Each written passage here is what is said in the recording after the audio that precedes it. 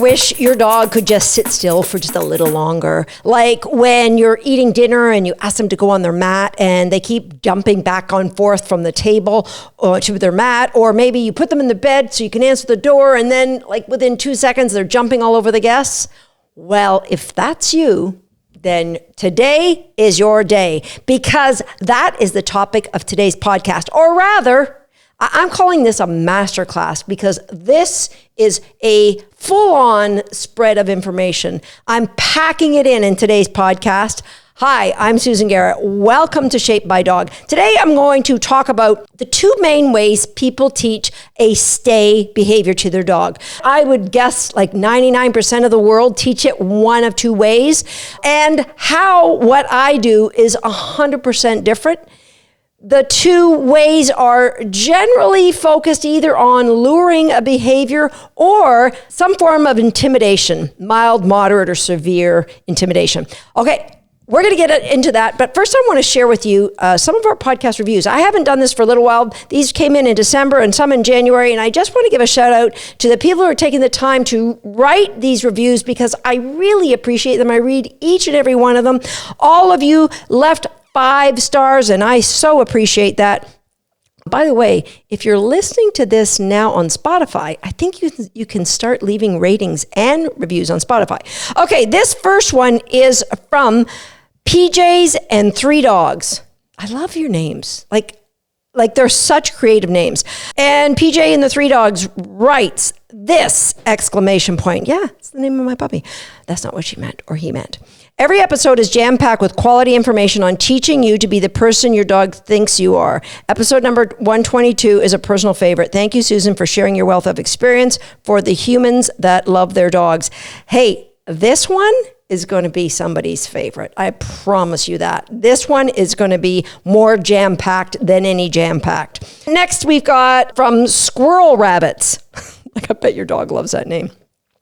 Squirrel Rabbits writes, Susan Garrett is both a great dog trainer and a great teacher. Also, she's kind of hilarious. Aw, thank you. Closet wannabe comedian. Also, I have listened to every episode several times. Highly recommend. Thank you, Squirrel Rabbits. And I think your name might be one of my favorites. And finally, from Callie and Savannah. Fantastic, insightful, humorous. I'm a small animal veterinarian and just recently stumbled across this podcast through YouTube. Hands down, my favorite podcast now. Thank you, Callie and Savannah. Susan has a gift for teaching and explaining the science of positive reinforcement in ways I've never heard before. I signed up for her Homeschool the Dog program. As we now have a new puppy, her program is blending beautifully with our local training and is giving me such a deeper understanding of my relationship with my puppy. I feel inspired and energized after each podcast. Thank you, Susan. I'll be recommending your podcast to new puppy clients and my vet students. Thank you. And thank you, guys. Please, I love reading your reviews. Please take a moment, if you will, and leave a review for us on your favorite podcast platform. Okay. Today, all about what people might call control behaviors or stay or wait or getting duration of our dog holding still. I've got so many references for you. I actually, for the first time ever, had to make myself a list. That's how many I've got for you. Okay, first I want to talk about the way I was taught to teach stays. And I bet it's not unlike the way you guys were taught. So the first way was, we got the dog to sit, and this was with a wee puppy, right? First few lessons of puppy class. And we get the dog to sit, and then you get your leash, and you hold your leash in the crook of your thumb and your hand, and you try to pivot out in front of your dog sitting there, and you put this hand in front of them, and you keep saying the word stay, stay, stay, which means nothing to the dog, right? And what's this dog or puppy eventually going to do? They're going to, they might back up like, woo, you're in my invisible bubble of pressure. And then you're going to say, maybe very lightly, and give them a little mild correction. No, give them a little pop. That's not what you're supposed to be doing. Now, with most dogs, it won't take long before even mild intimidation takes them out of their thinking brain, which is the forebrain, puts them into their lizard brain, which is flight, fight, or freeze. They can't fight. They can't fly. Okay, let's face it, not many dogs can fly. Okay, they can't run away. And so what they do is they freeze. And you think you've done a great job because, oh, look, my dog's staying. But really, they're paralyzed. Are they learning a behavior Or are they just learning to not be wrong? Because if you're wrong, you won't like what happens to me as your owner. Can we just go back to the TV and the couch where you share your popcorn with me? Because I kind of like you better there. So that was the first way I was taught. Now, this next way is using a lot more food. And it's basically, you can use a clicker with this method and you give your dogs a cookie. And I used to teach this years ago as well, where you would give the dog a cookie, maybe lure them into a sit, and then say good or click and give them a cookie, and then keep giving them cookies until you want them to leave. And then you give them a word that means now you can leave, and you back up and lure them out of that sit. Now, from my point of view, if you lure a vegan chocolate chip cookie above my head, and then you just keep feeding me little vegan chocolate chip cookies, and I'm going to just stay there, cookie. And then all of a sudden you back up and you got another one and you lure me forward. Oh yeah, I'm coming.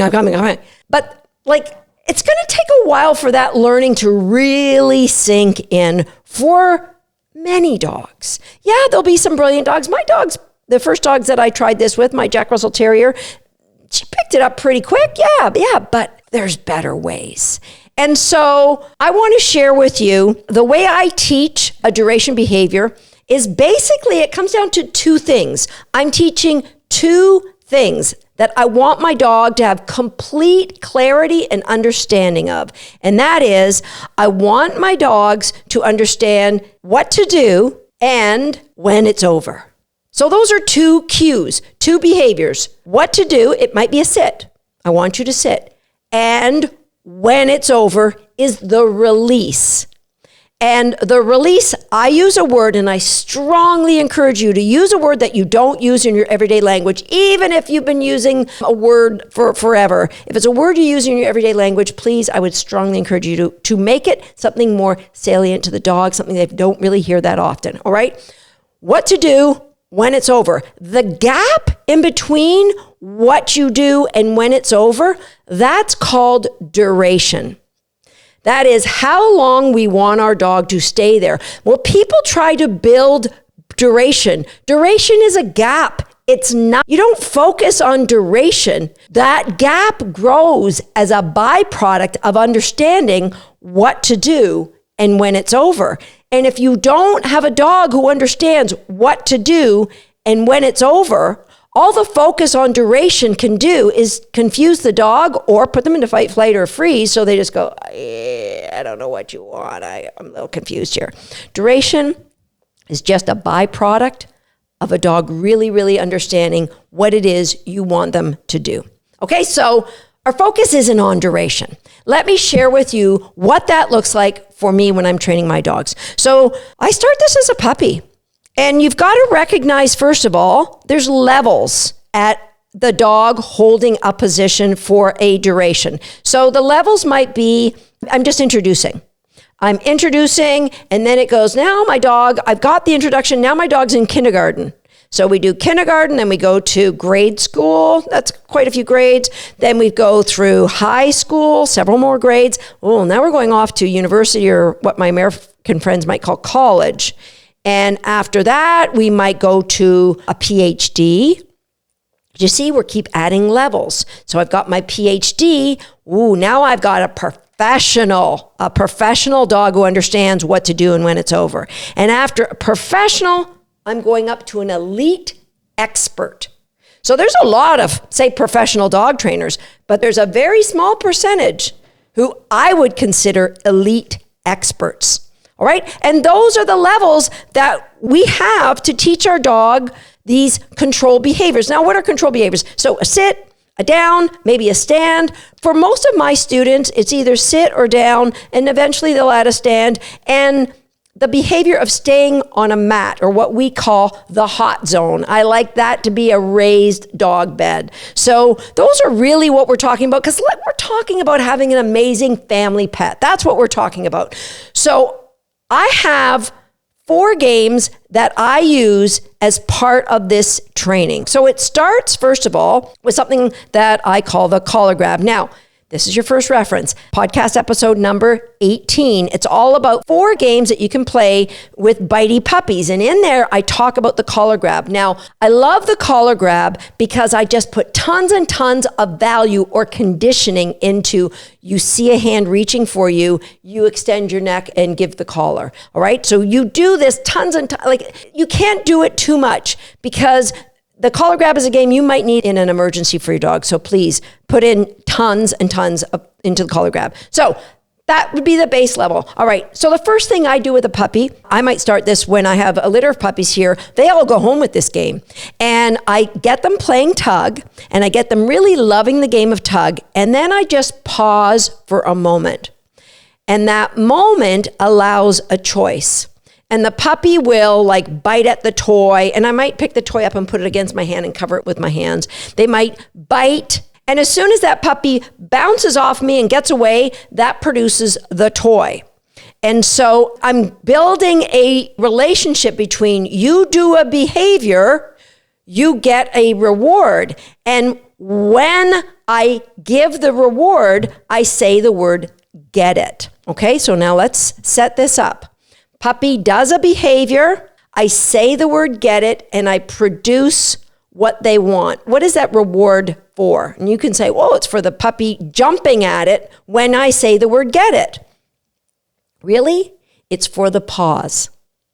I'm rewarding the pause. So at first the pause is the puppy backs away. Eventually I'm going to wait until the puppy might go into a sit or a down.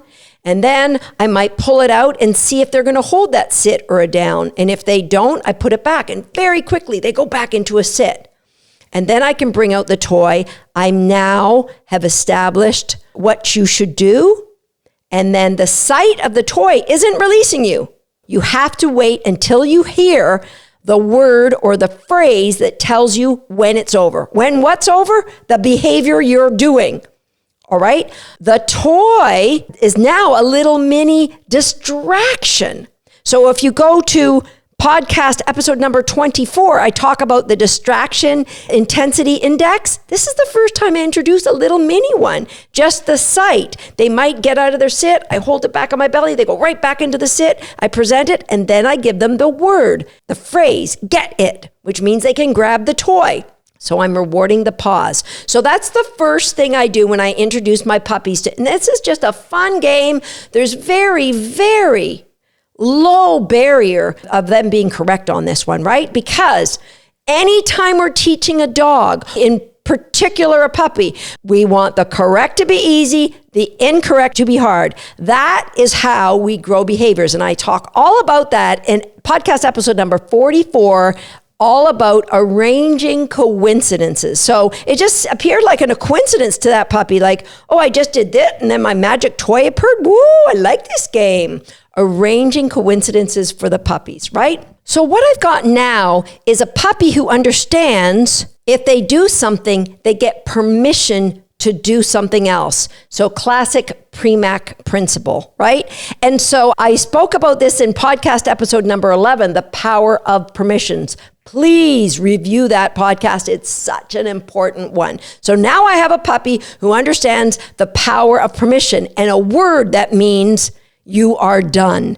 Okay, the next game I introduce is the game It's Your Choice. And if you have not been taught It's Your Choice by myself, please check out the link in the show notes or check out the link in the description here on YouTube, and I will put a link to the It's Your Choice Summit, which is another hugely valuable series of videos that will teach you the correct way to play It's Your Choice. So I have a dog who understands get it to get a toy. With It's Your Choice, I'm teaching them the word get it or search for food on the floor. I now have 2 words that tell my dog or puppy when it's over. Search or get it. And guess what? There was no luring. It was completely, every single time, it was the dog's choice, right? All I did was arrange coincidences, and so they did exactly what they wanted to do, and voila, they got rewarded for the gap. They got rewarded for the gap by the permission to do what they want, which is get their cookie or get their tug toy. So now I have a dog who has great understanding of the word search, a great understanding of the word get it. They have a tug. They have a pause in my tug. They have a pause when I'm presenting food. I can pick up food. Now they've been rewarded many, many times for a sit. I've not even said the word sit to this puppy, but I could teach the word sit in the game of tug. You may or may not have done that, but we move on to the next game. And this is crate games. And for those of you who have not got crate games online, listen, this masterclass today in the form of a podcast, it probably could sell for $50, maybe $97. I don't know. For the price of $19.99, you can get crate games online, and I promise you it is worth about 100 times that amount to you and your dog, because we're teaching the dog the fundamentals of sit and hold position for a longer period of time when there's nothing out there that you want. So up till now, there's been a toy that the dog wants, or there's a cookie that the dog wants. Now we're transitioning to crate games where the door is open and nothing out there is what you want, but I still want you to hold position. Now, how long are they going to hold position?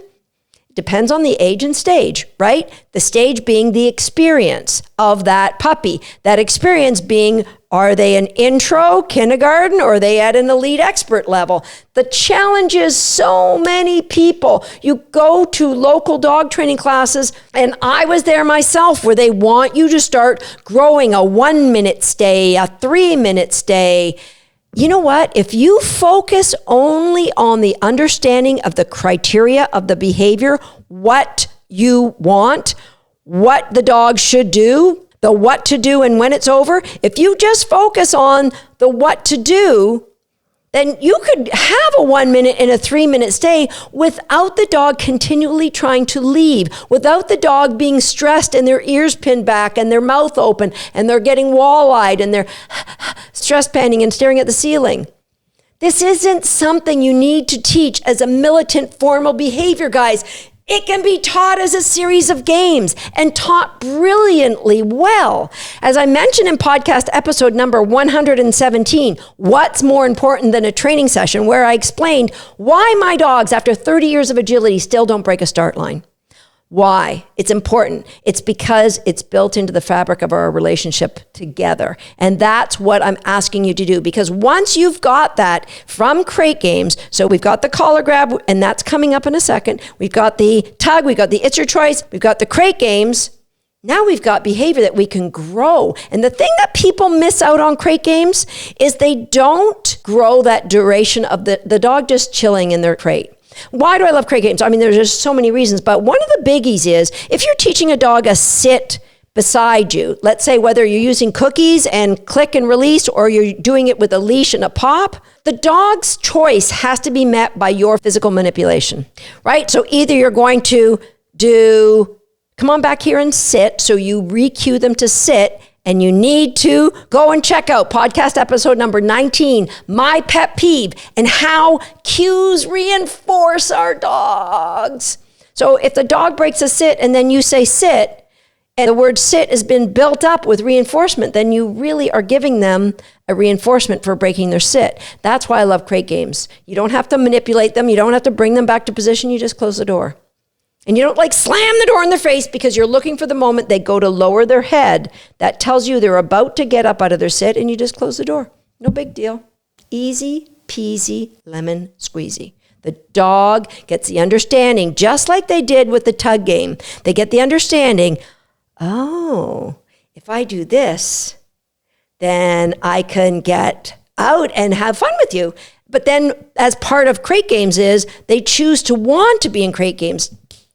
Dog training is all about the dog making a choice. If the dog chooses to break duration, they're telling you that's feedback on your training. Absolutely no way, shape, or form should that dog be corrected or punished. All right? Please. My favorite podcast episode that I've done, podcast episode number 100, please review that. Because if you believe like I do that our dogs are doing the best they can with the education we've given and the environment we've asked them to perform, then either we've overfaced them because we've given them too big a challenge. We thought they were in their PhD program, but really they were only, in grade school. We overfaced them. Their actions, their choice to leave, Their choice to break it off before they heard their release cue is feedback to you. There's a lack of understanding, either the lack of understanding of the criteria of the behavior you're asking for, or the lack of understanding of when it's over. Have you really taught when it's over really well? Have you really taught the sit really well?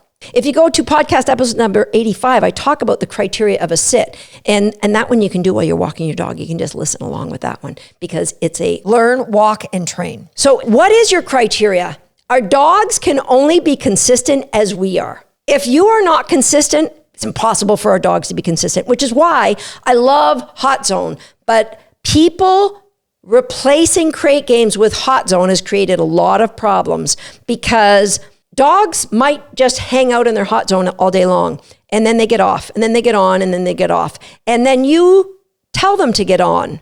But the amount that they've gone on and off on their own would probably outnumber the amount you've cued them and rewarded them and released them. So probably outnumbered it over their, 6 months, probably by hundreds. And so they tend to forget that this is a behavior that you've cued, right? Versus crate games where we've given a clear criteria and a release, and the dog, some dogs will choose to go in their crate, and that's okay because you release them at the door, you release them in the car, you release them out of their crates in the morning or when you've gone out for the day. Or my dogs are older, and the only time they're ever in their crate is in the car, but they're still getting release. Therefore, as long as you're using Hot Zone, you've got to constantly go back and say, hey, today we're just going to do a rehearsal of you're going to do this, and you're going to wait until I give you a release word, and you're going to build that duration intentionally. Have a set goal and build it intentionally. Okay, what happens if you're working Hot Zone? Now, you've worked all through the stages of crate games. Your dog is a star. You've got to at least university level with your dog. You've transferred to Hot Zone, and the first place to start is go to perch work, pivots, and spins, and I give you the starts on how to teach a Hot Zone there, right in that video. So now you've got Hot Zone, you're building it up exactly the same way you did crate games, except we don't care if the dog's gonna sit down or stand in Hot Zone, as long as 4 paws are on the bed. What happens if the dog chooses to come off? That's where collar grab comes in. I just take the collar and I will either hold it and see what my dog's choice is, or I'll gently guide them back onto the bed. The long history of reinforcement for me taking the collar means it is not in any way, shape, or form a problem to the dog. It will only become a problem if you aren't present to the fact that your dog just made a mistake. That is feedback on your training. You need to take it on board. Now, what about when do we tell our dogs stay? Well, that you'll have to go to episode number 52, 5 most common words in dog training and the ones that I do not use. And that is one I don't use because if the dog really understands the cue of what to do, sit, stand, hop it up, down, whatever their control behavior, if they really understand that, stay's implied. There is no need to say a stay, right? Especially, please don't insult your dog by pretending to give them a hand to the face, right? A lot of times, the dogs get on and off and on and off because it's become a behavior chain. They might come off, you put them back on, you give them a cookie. All right, please review podcast episode number 16, The Thing Before the Thing, because that is going to help you understand why your dog keeps making mistakes, because reinforcement does build behavior. And if the dog keeps getting reinforced for getting on and getting off, getting on and getting off, guess what's going to happen? Yeah. I know you're trying to be kind, and I so appreciate that you're trying to be kind to your dog, and that's awesome. But you need to be strategically kind, intentionally kind when it's appropriate, and understand when it isn't. Okay, so what have we got? ABC, ABCD. All right, so the first thing we need to teach a dog when they are allowed to move. That's the A. You see what I'm done here? Yeah, you know what? It's a little bit cornbally. I admit it, but it's going to help you remember. A, we're going to teach the dog the release word. When are they allowed to move? And then we're B, we're going to build the behavior that is telling the dog what they should do. And when we've got that, now we're going to grow that criteria, grow their understanding, right? So that we can add distractions. And then every distraction and every reinforcement that we give them, we're giving them the understanding. Sit doesn't mean paddle your feet. Sit doesn't mean move around in a circle. What in your mind, what are the picture you're looking for? And that's what you're going to teach your dog. So we've got allowed, we've got build that behavior, we've got see, grow the criteria. And finally, we're going to grow the duration. And the duration is just a natural byproduct of clear understanding of what to do and 100% clear understanding of when it's over. And when you've got that, if you want to leave your dog in a sit or a down for 5 minutes, have at it. 15 minutes, have at it. I have 100% confidence your dog will willingly want to do it because they have such great understanding. What I want you to make sure that happens, though, is you never ask your dog to sit or down or get in their hot zone and you walk away and forget about them. Because then you're diluting the understanding of here's what you do, and you do it until I tell you when it's over. What to do and when it's over go together. So you never give your dog a formal cue of a behavior they know and then walk away and forget them. Okay? Super important. Okay. Whew. Lots and lots of references. Please, please go through 14. I gave you 14 resources here. Please go through each and every one of them. Take your time. There's a lot of information here, but I promise you, you will have a dog who understands their duration stay behavior better than any dog you will have ever had in your lifetime if you follow this procedure. I promise you that. I'll see you next time right here on Shaped by Dog. I get it. Some people like to hang out in the background. You can still do that, but go ahead and hit the subscribe button now and turn on the notification bell so you'll never miss another video from us while you're hanging out in that background. And if you're already a subscriber, that's for you. Go ahead and give yourself a great cookie.